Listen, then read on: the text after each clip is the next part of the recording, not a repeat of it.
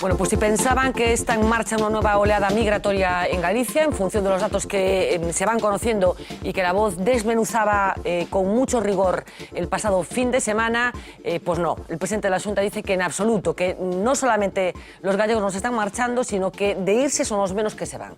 Hoy se habló de esto en el Parlamento. 5 años como presidente y 5 años de crisis. Estes 5 anos foron o quinqueño negro da historia da nosa autonomía. Se exerza, destitúa ese goberno incompetente e rodéise de persoas que coñezan a realidade. Galicia empeza a mellorar os seus indicadores económicos, sí. Pero en Galicia hai crise, sí. Crisis sí, pero emigración no. Para Feijóo la salida de jóvenes no es un problema en Galicia. Nada menos que 1 de cada 5 emigran, porque non existen oportunidades nin se prevé que existan no futuro.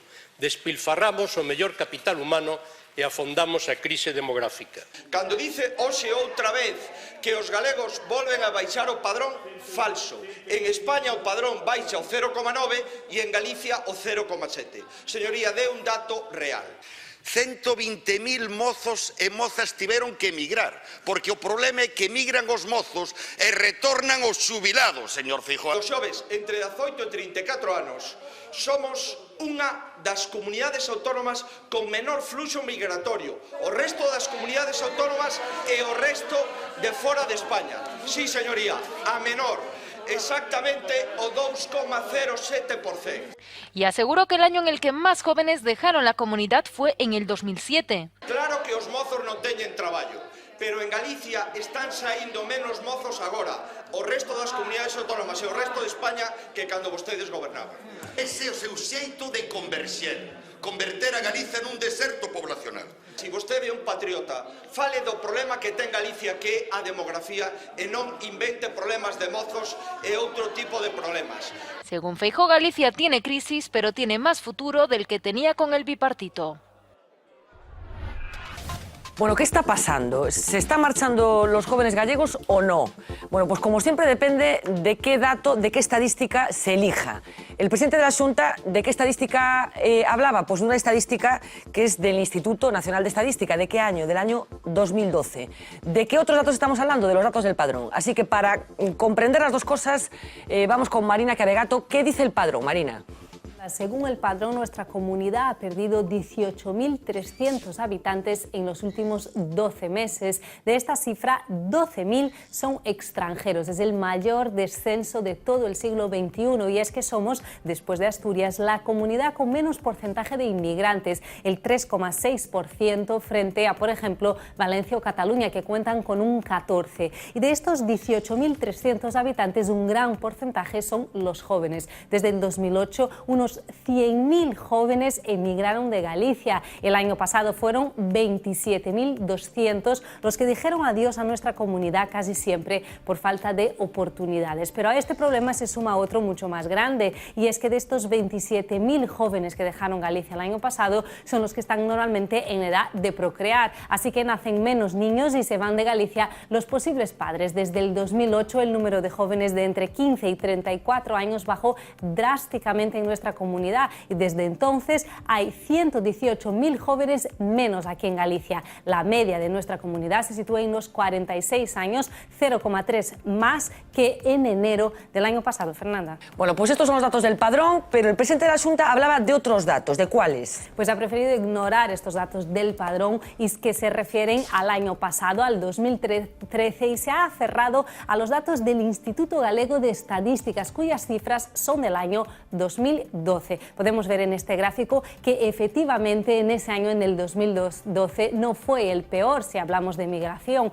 Fue mejor, por ejemplo, que el año 2007, cuando gobernaba el bipartito, aunque en esta serie comprobamos como los años en los que Galicia perdió más emigrantes fueron el 2010 y el 2011, donde ya gobernaba Núñez Feijóo, la Xunta de Galicia. Pero Feijóo prefiere centrarse en los datos de los jóvenes, que en este caso sí son más positivos. lo veis en vuestras pantallas, según el IGE, en el 2012 fue el mejor año de esta serie para Galicia. En el 2007 fue cuando se registró la famosa fuga de cerebros más pronunciada en nuestra comunidad. Y tirando siempre de las estadísticas oficiales, que como decimos son de hasta el año 2012, Feijóo se refiere también a la comparación entre las comunidades autónomas y dice que los gallegos están entre los que menos emigraron. Según el INE, hubo 10.100 galegos que dejaron nuestra comunidad en el 2014 frente, por ejemplo, a Andalucía, donde se fueron 38.000 personas. Fernanda.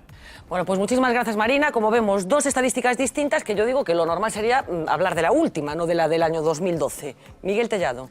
Sí, vamos a ver. Yo creo que aquí estamos hablando de dos cuestiones que, aunque puedan ir parejas, hay que diferenciar claramente, ¿no? Por un lado, la crisis demográfica y por otra, la cuestión que tiene que ver con los flujos migratorios, ¿no?, que afectan a Galicia. Crisis demográfica de Galicia. Claro, esto no es una cuestión nueva, es una cuestión que Galicia viene padeciendo desde hace décadas, posiblemente 3 décadas, ¿no?, o 2 décadas. Y el último dato publicado lo que nos dice es que Galicia perdió en el último año un 0,7% de su población, mientras que España un 0,9%. Por tanto, Galicia pierde población, es un fenómeno que afecta a Galicia, pero no solo a Galicia, afecta a Asturias, Extremadura, Castilla-La Mancha, Castilla-León, es un proceso que afecta a toda España, ¿no? Y que desde luego hay que adoptar medidas, ¿no? Y en este sentido, recientemente se aprobaba en el Parlamento de Galicia un plan de impulso demográfico. Ojo, un plan en el que la oposición no quiso participar, y yo creo que es un grave error porque es una cuestión que vincula no a este gobierno, vincula a este y a los siguientes gobiernos, ¿no? Y por otro lado está la cuestión de los datos a los que tú te referías. Feijóo utiliza unos datos que es la encuesta de flujos migratorios que elabora el IGE. Es una encuesta, tú lo has dicho. Que encuesta. Es una encuesta. Y el padrón son datos. Sí, sí, una encuesta que elabora el IGE, que publica a inicios de año, y el último dato publicado es el del 2012, el del 2013 no ha sido publicado todavía.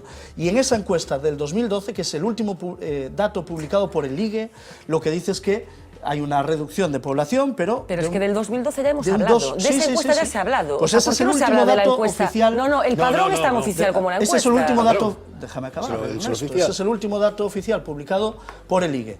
Es verdad que en el día de ayer se publicaban los datos del padrón, pero ojo, los datos del padrón lo que nos hablan es que Galicia perdió en el último año 27.000 jóvenes con edades comprendidas entre 15 y 34 años. No quiere decir que se hayan ido de Galicia 27.000 jóvenes, ojo.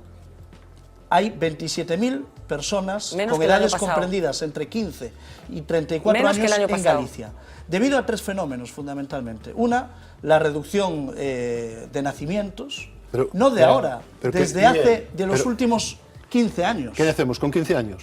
No, de los últimos 15 años.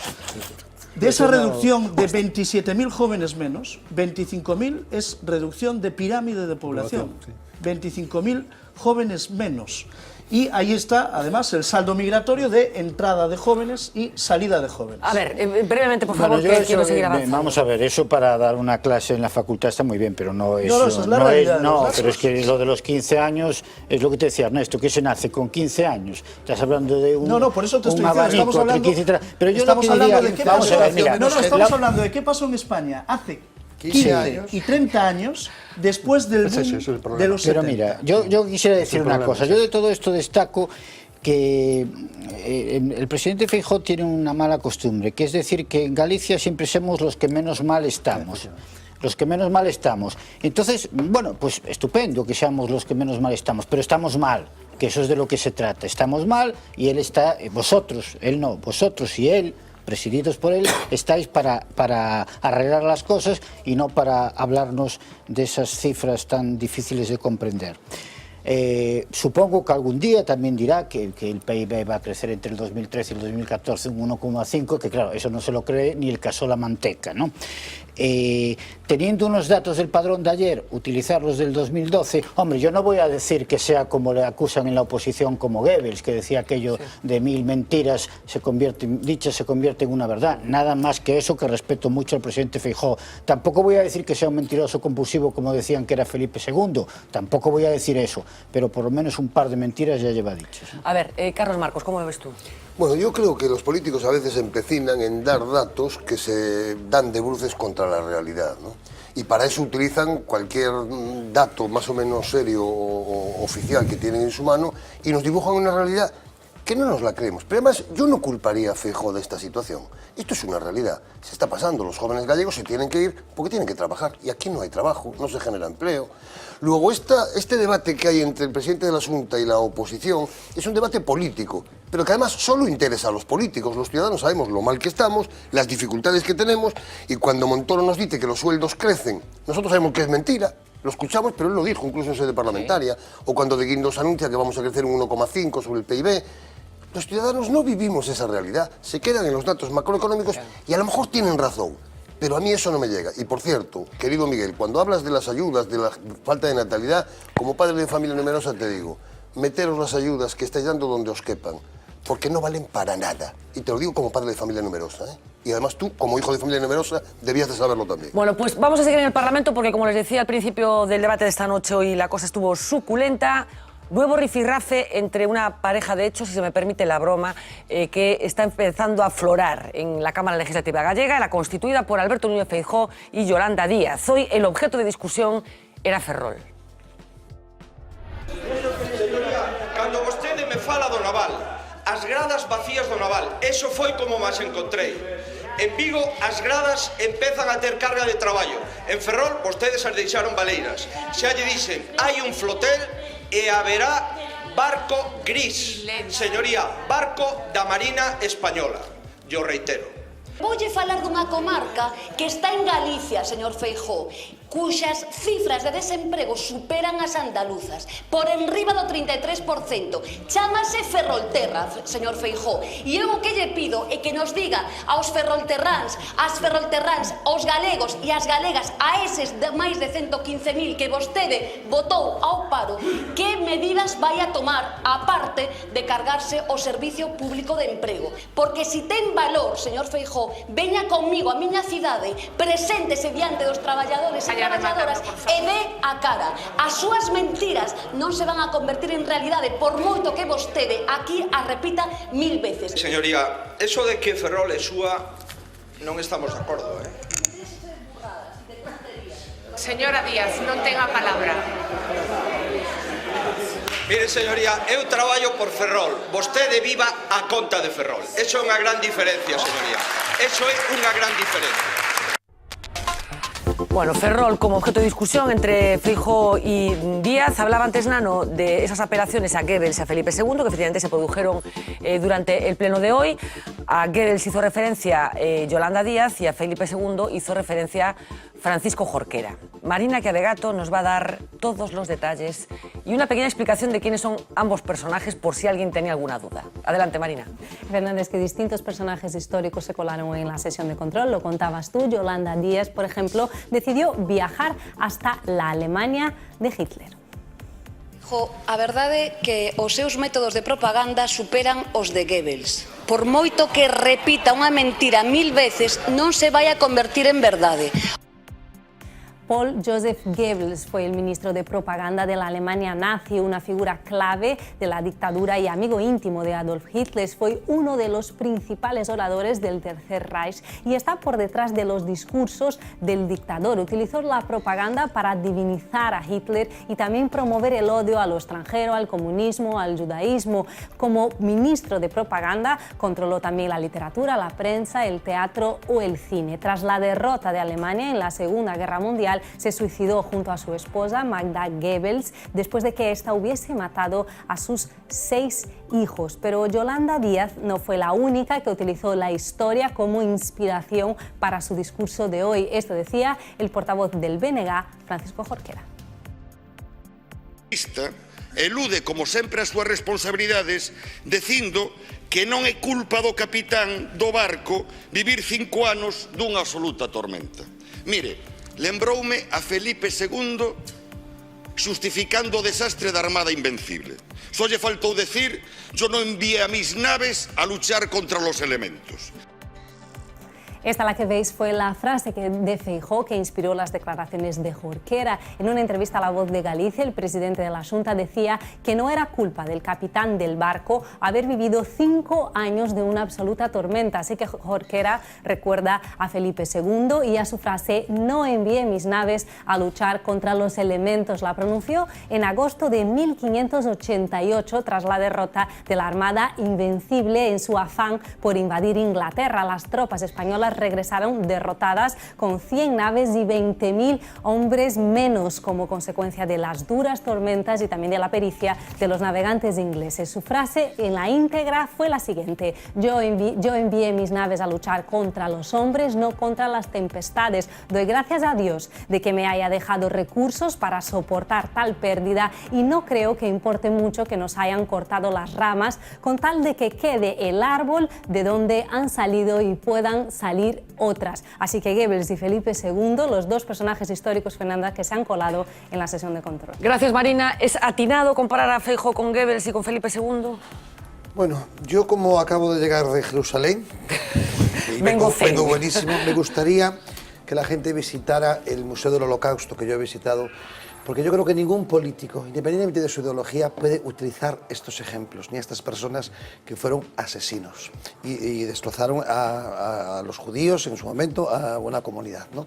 Entonces, cuando yo estaba viendo esto, estaba recordando aquella visita y decía, desde luego, en qué nos estamos convirtiendo los políticos, independientemente de la ideología, que podemos compartir o no compartir, de utilizar estos ejemplos y volver sobre todo a hablar de los nazis o de Goebbels, que fue una de estas personas partidas desde aquel régimen nazista exterminador de una raza como fue la judía. Entonces, ya te digo, no comparto bajo ningún concepto, y yo creo que la gente tiene que viajar y conocer, porque si realmente ves los horrores allí como los viví yo en ese museo, te das cuenta que nunca puede utilizarse en un parlamento, un parlamentario que se llama a sí mismo parlamentario elegido por el pueblo, este tipo de ejemplos. Parto de ahí y me cabreo, quizá me cabreo, aunque vengo, ya digo, con un son de paz, ¿entendido? Entonces, creo que todo esto al final, pues lo que lleva es que no a nada, no sé qué está construyendo país. Y lo que estábamos ahí diciendo, yo me acuerdo que estaba a mi amigo Nano diciendo que no le gustaba de Feijóo, que siempre que decía que Galicia, que no estaba peor que otras.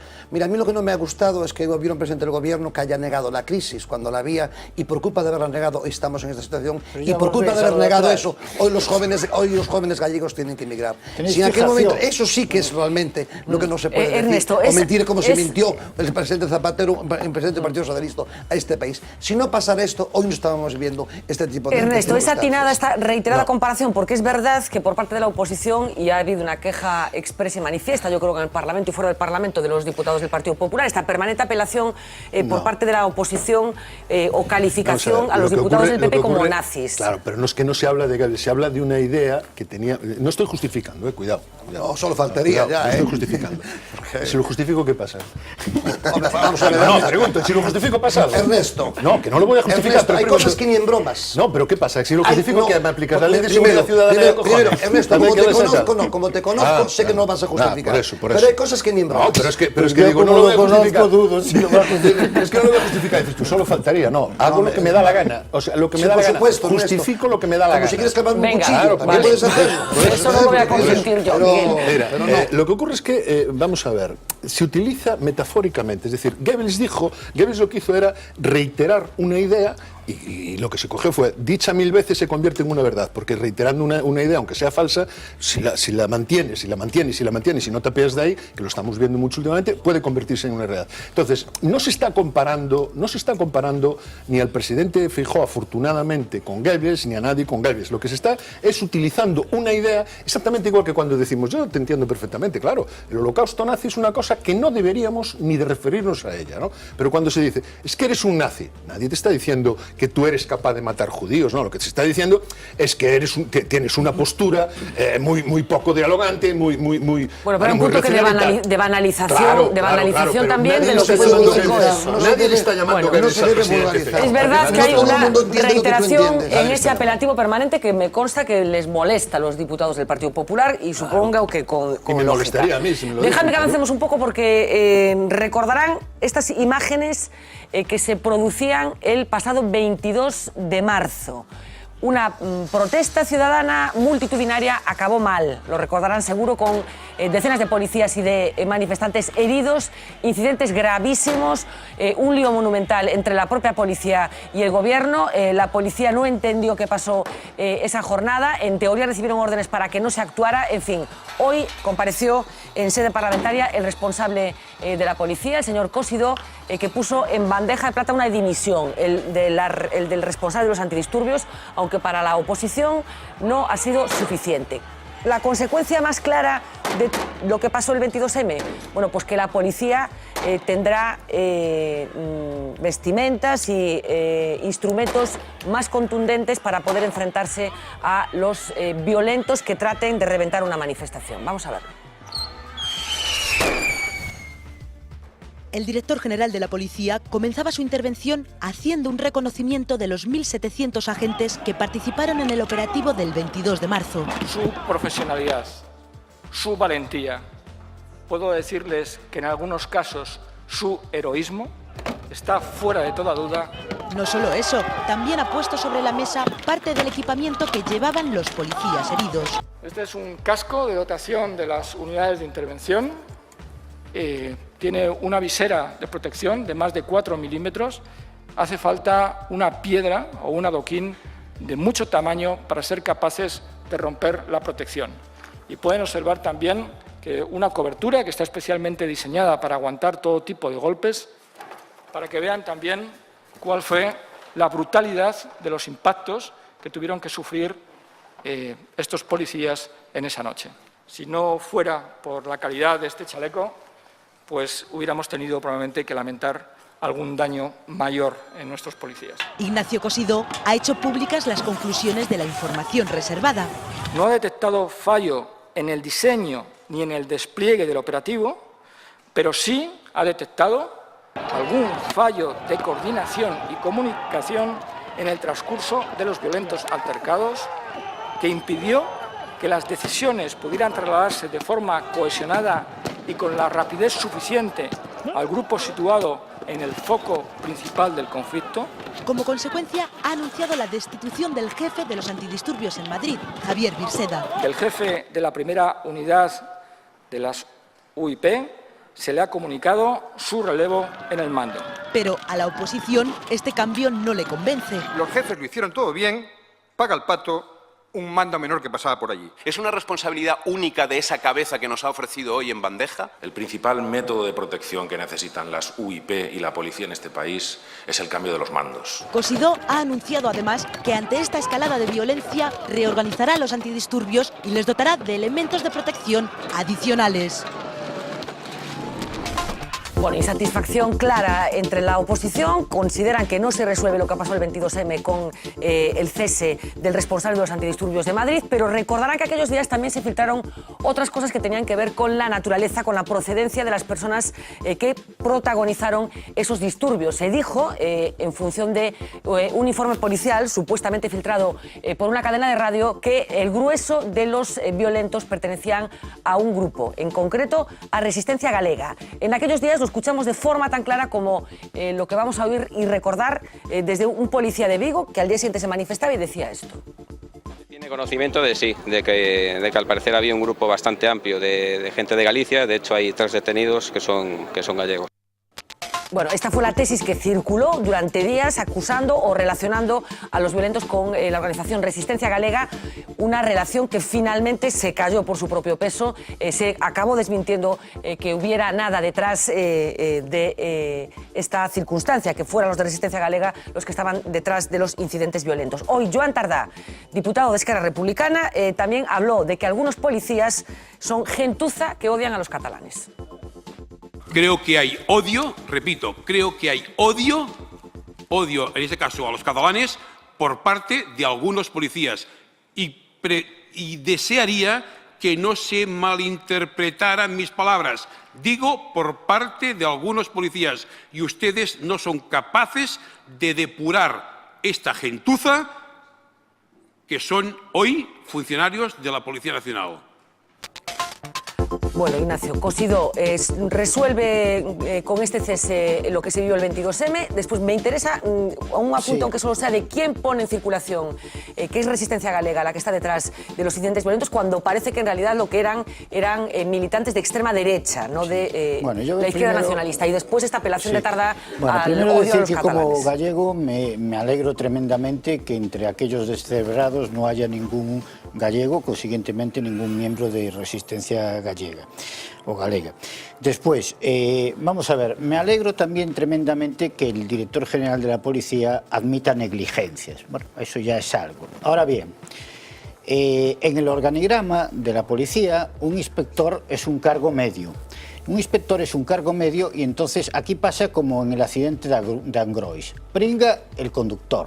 Todos nos olvidamos de los de Adif, del ministro de Fomento, etcétera, de la ministra de Fomento, etcétera, etcétera. Entonces, ¿por qué en una organización tan jerarquizada, por qué solo, como decía este diputado, por qué solo cesan al inspector y no cesan al comisario general de Seguridad Ciudadana? O incluso, ¿por qué no vamos a ir más allá? Si no, será un problema que puede llegar incluso hasta el ministerio. Porque me van a decir a mí a estas alturas de mi vida y con las veces que yo he pisado comisarías, siempre para atender a gente, todo se ha dicho de paso, que el inspector ha organizado todo eso y no ha recibido órdenes de arriba. Pero por Dios, hombre, volvemos a las ruedas de molino. Después, con lo que dijo el señor Tardá, vamos a ver, es como si yo digo que todos los diputados de Izquierda Republicana de Cataluña son unos, no sé cómo los llamo, unos... Dijo algunos. No, perdón, fue una equivocación. Si yo digo que algunos diputados de Izquierda son... Es decir, eso es una bautade que soltó este señor y que vamos a ver, yo defiendo, no defiendo al director general de la policía, pero defiendo la honorabilidad de la inmensa mayoría del cuerpo de policía. Ernesto, por favor, prácticamente un titular y sobre todo esa distorsión, esa cosa extraña de Resistencia Galega, que fue una cosa sorprendente que aquí desde Galicia también nos sorprendía. Tienen unos enemigos fijos, es decir, quienes están ahora al frente del chiringuito tienen unos enemigos fijos y son reiterativos. ¿No ves cómo es reiterativo con lo de Zapatero y tal? Entonces, lo de Resistencia Galega es reiterativo. Me parece muy grave, siendo Resistencia Galega un grupo terrorista, me parece muy grave que desde instituciones del Estado se dé con la ligereza con la que se puede acusar a alguien que no tuvo ninguna culpa, porque se vio que al final no tenía nada que ver. Pero demuestra una cosa, Fernanda, demuestra que quienes llevan el orden público en este país no saben por dónde se andan. No tienen ni idea de quiénes van a las manifestaciones, no tienen ni idea si están bien las manifestaciones. El señor Cosidó dijo que había sido una manifestación con gran profesionalidad y valentía, y hoy cesa al tercero de la lista, por cierto, al tercero. Está el señor Cosidó, dos más y tal. Y después, bueno, me agrada muchísimo que se reconozca que al final, lo que dijimos aquí en esta mesa, recordarás, un día que no es un problema de la UIP, que es un problema de los mandos de la UIP. Es decir, Carlos Marcos, ¿cómo lo ves tú? Por favor, casi un titular. Lo que más me indigna de toda esta cuestión, y empezaré por ahí, es el tema de Resistencia Galega. Porque yo creo recordar además que en aquel 22M coincidía con que aquí había un proceso abierto, se estaba juzgando a alguien de Resistencia Galega, y yo creo que alguien de oídas creó esto y no se le ocurrió mejor cosa que darle nombre y apellidos a un grupo terrorista en Galicia que gracias a Dios no tenemos. La Resistencia Galega acababa de ser condenada hace unos meses por la Audiencia Nacional. Unos tíos solos que ni tan siquiera se puede hablar de una organización, o sea, no era... Una cosa seria sí era, pero no era una organización terrorista. Y sin embargo, alguien, desde el gobierno de la nación, le dio carta de naturaleza a un grupo terrorista. Pero incluso se ironizó con el hecho de que hablaban de 1000 personas. Dice, pero ¿cómo Resistencia Galega? ¿Cómo? Pero ni 200. Y yo creo que además fue en este programa donde se sacaron unas imágenes fantásticas de una pulsera que se veía en uno de estos independentistas gallegos. Bien, queda mucha duda. Nadie discutió la actuación de los policías aquel día. Al contrario, demostraron una disciplina extraordinaria. Los estuvieron lapidando y como no les daban orden de responder, no respondieron. ¿Quién se cree que el jefe de la unidad, el inspector de la unidad, es el responsable de estas medidas? A mí me parece un acto de cobardía el cese de este señor, que por cierto es un señor nombrado a dedo, es un cargo político de confianza, Me parece un acto de cobardía de los superiores y del señor Cosidó el cortar la cabeza de este individuo por no poner la suya propia, que si tuviera dignidad es lo que tenía. Miguel Tellado. A mí, Carlos, me parece oportunismo posturas como esta, ¿no? ¿Qué pasó el 22M? Hubo una manifestación pacífica, respetable, sin lugar a dudas, ¿no? Porque expresan una opción y por lo tanto hay que respetar la manifestación que ese día se producía. Hubo grupos radicales minoritarios que al término de la manifestación montaron la que montaron en Madrid, y hubo un dispositivo policial que tuvo fallos de coordinación que supuso riesgo para la integridad de los policías que defendían el orden público. Y en este caso hay dos responsabilidades. Una, es evidente que el responsable de la coordinación de ese dispositivo policial se equivocó, y si se reconoce que se equivocó, le han apartado de esas funciones. Y dos, yo creo que no se puede jugar y minusvalorar la cuestión de la violencia, y hay que condenar siempre la violencia de los grupos radicales que la provocan, y no ponerle nombres mientras quien deba ponerlos no los ponga. Por lo tanto, que hubo grupos radicales detrás de esa protesta que intentaron reventarla... Gallegos. No, grupos radicales... Es que le pusieron nombre y apellido. No, déjame acabar. Que hubo grupos radicales que pusieron los nombres fueron los policías. Yo no he puesto los nombres. Pero ha habido grupos radicales efectivamente esa foto, que recuerda Carlos Marcos, la pusimos, uno de esos encapuchados, no veo yo a los de Resistencia Galega con una bandera española. Vamos a ver, hubo grupos radicales procedentes de toda España, porque venían de tal, que reventaron la manifestación. Y dicho todo esto, yo lo que tengo que decir es que Resistencia Galega es una banda terrorista, porque así lo ha dicho en sentencia firme la Audiencia Nacional. Y no se puede jugar con esto. No son unos indignados que todavía no han matado a nadie, como dijo el señor Beiras. Y yo lo siento, Carlos, si comulgas con esas ideas. Resistencia Galega es una banda terrorista. Es una banda terrorista. Me estás tomando de coña. Hombre, tú has dicho que no han hecho nada, que no han hecho nada. Bueno, pues son una banda terrorista. Lo ha dicho la Audiencia Nacional. No, de verdad. Lo ha dicho la Audiencia Nacional. Me parece muy ruin. Por lo tanto, no se puede jugar con esas ideas. Pues no juguéis. Pues no juguéis. Pues no juguéis. Yo no la culpa la va a tener Zapatero. No, que tú acabas de decir, Carlos, tú acabas de decir que no era una banda terrorista, que son cuatro que andaban por allí. Estás intentando hacer una trampa para un tipo que no sepa leer y escribir. De momento, Carlos, lo acabas de decir tú. ¿Acabo de decir yo el qué? Tus palabras han dicho que Resistencia Galega no es una banda terrorista, que eran cuatro que andaban por ahí. ¿Pero qué? Yo no dije nada de lo que estás diciendo. Mira el programa, que al acabar lo vuelven a poner. Te recomiendo que hagas lo mismo. Sigue con la medicación. Te recomiendo... Sigue con la medicación. Un poco de respeto, porque yo no te he faltado al respeto. Simplemente... ¿Me estás diciendo que justifica una banda terrorista? Es mucho peor. No, te he dicho que minusvalorabas la gravedad de la existencia de Resistencia Galega. Bueno, vamos a dejarlo aquí. Saben que hay una crisis económica, eso nos llevan diciendo desde el año 2007 aproximadamente, aunque en algunos momentos de nuestra historia reciente esto de la crisis parece que no fue considerado exactamente por algunos. Recuerdan que Madrid aspiró, no recuerdo el número de veces, últimamente a ser sede de unos Juegos Olímpicos, y hoy hemos sabido la factura de la visitita del Relaxing Cup of Café con Leche de los miembros del COI, que visitaron Madrid para conocer los pormenores de esa candidatura. Nos lo va a contar Marina Cabegato.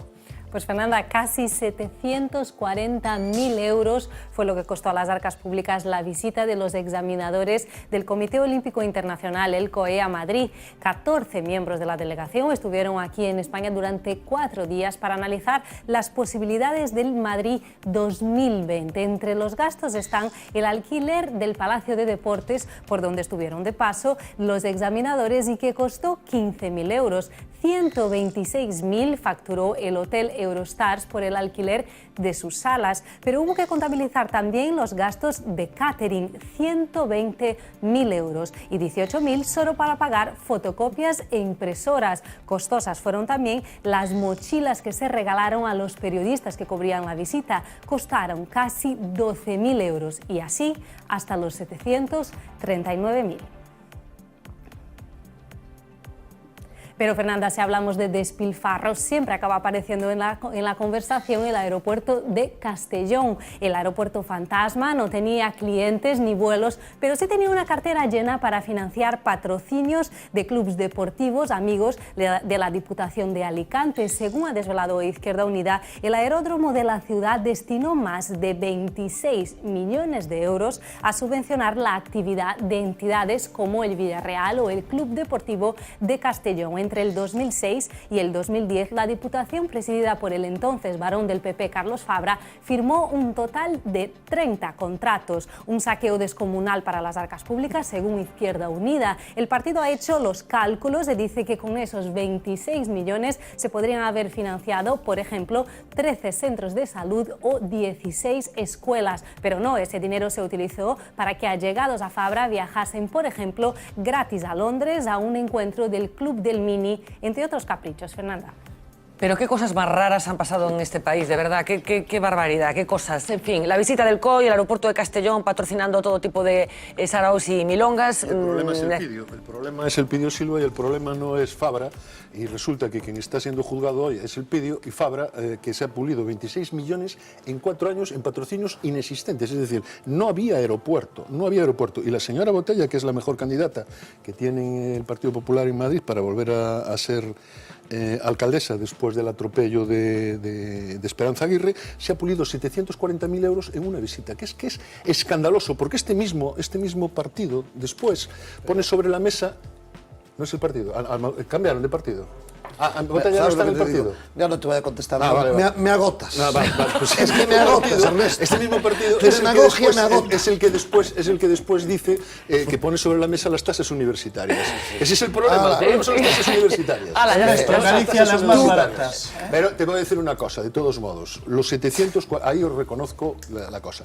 Los 26 millones de Fabra, yo estoy de acuerdo contigo. No, es Zapatero. Fue Zapatero. Y los 740.000 euros fue los excesos de este país.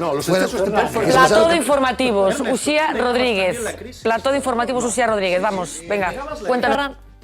Hoy el BOE publicaba las 41 candidaturas que se presentan a las elecciones europeas y parece que las listas traen nuevas sorpresas. Entre los candidatos encontramos a estos individuos que seguro recordarán.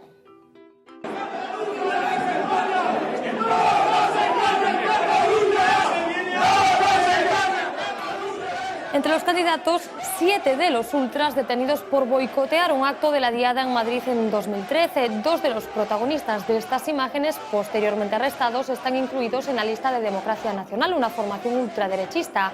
Otros 5 detenidos por este asalto concurrirán a las elecciones como miembros de la España en Marcha, una candidatura que también incluye a 2 personas que en 2006 fueron encarceladas por tenencia de material explosivo, presuntamente destinado a cometer atentados en el País Vasco.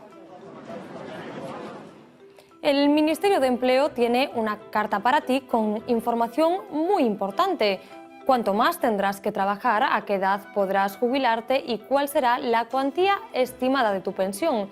Todos los españoles con más de 5 años cotizados la habrán recibido ya en 2016. La primera jornada llegará antes de que finalice este año por correo ordinario a los mayores de 50. A partir de 2015 se amplía el colectivo de ciudadanos a los que informará la Seguridad Social a los mayores de 40 y a partir de 2016 bastará con acreditar más de 5 años cotizados para recibir la apreciada información. El coste de este plan de emisivas, 11 millones de euros. Seguro que a estas horas entre nuestros espectadores no se encuentra la ministra Ana Mato. Parece que a la responsable de Sanidad no le gusta trasnochar y está dispuesta a que el resto de españoles también se vaya pronto a la cama. Mato ha propuesto hoy a las televisiones que adelanten el horario en el que finaliza el prime time. La ministra quiere que los informativos empiecen entre 30 y 60 minutos antes y en consecuencia se adelanta la emisión de los programas estrella de cada canal. El objetivo es que acaben como muy tarde a las 11 de la noche, es decir, nosotros, por ejemplo, a estas horas ya no estaríamos aquí. La playa das Catedrais es un fenómeno turístico, así lo demuestran las largas colas de visitantes que se registraron en el Arenal esta misma Semana Santa. Una masificación que ha traído consigo una ocurrencia. El Ayuntamiento de Ribadeo ha decidido cobrar 50 céntimos por usar los urinarios de la playa. El concello destinará lo recaudado a cuidar y mejorar el entorno del Arenal. El alcalde, Fernando Varela, lleva años reclamando medidas de protección para esta zona. Pide que As Catedrais sea declarado parque natural para evitar que muera de éxito. El pasado mes de julio, Victoria, una niña gallega de 5 años, se quedó sin piernas. Una enfermedad se las llevó. Ahora ella es una de las protagonistas de la campaña del Día Mundial de la Meningitis. Después del verano, su vida dio un vuelco, la de ella y la de su familia. Su madre Victoria, su padre Isaac y su hermano Ángel la llaman cariñosamente Supergirl. Y todos juntos posan para el objetivo de la afamada fotógrafa de niños y bebés, Anne Guedes. Retratos que ponen rostro a esta dolencia que deja graves secuelas para toda la vida en uno de cada 5 supervivientes. Supervivientes como estos que están viendo.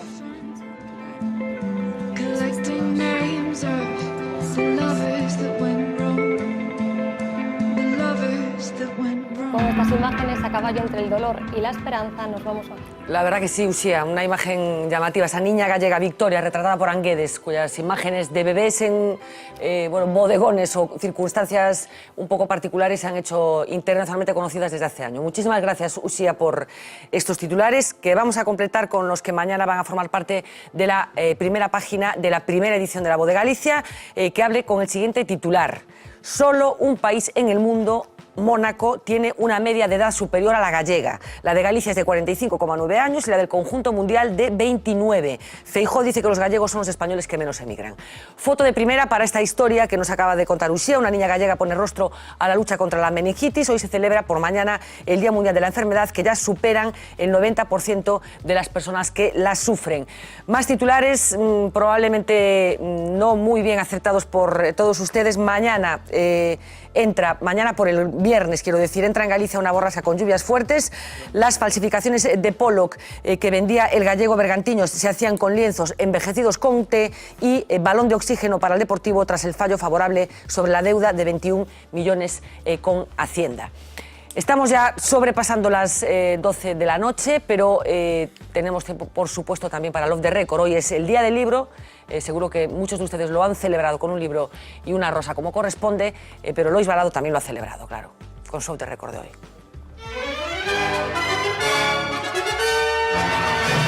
Off the Record.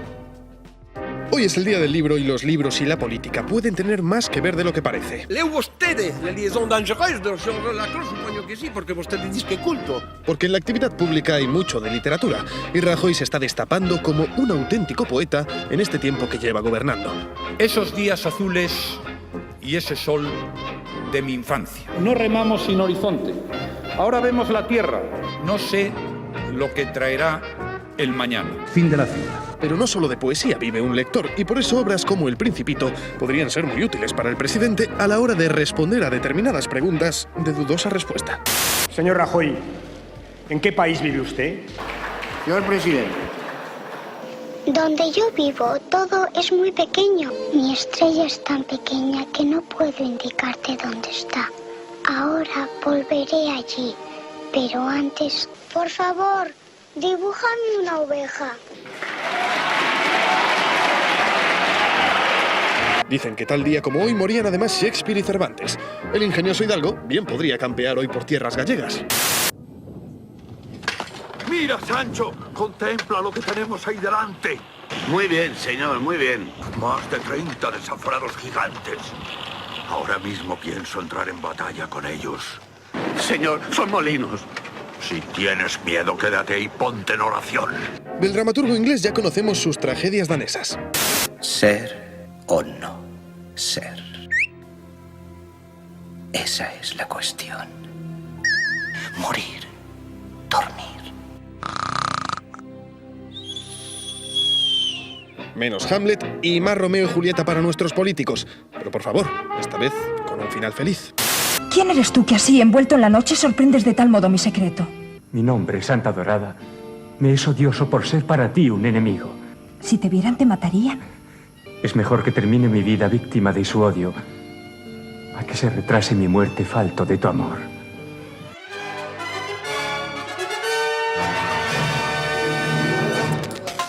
Todo está en los libros, que decía el otro. Muchísimas gracias, señores, por este programa tan intenso como la jornada. Regresaremos mañana a las 10 menos 20 para contarles todo lo que suceda. Sean felices.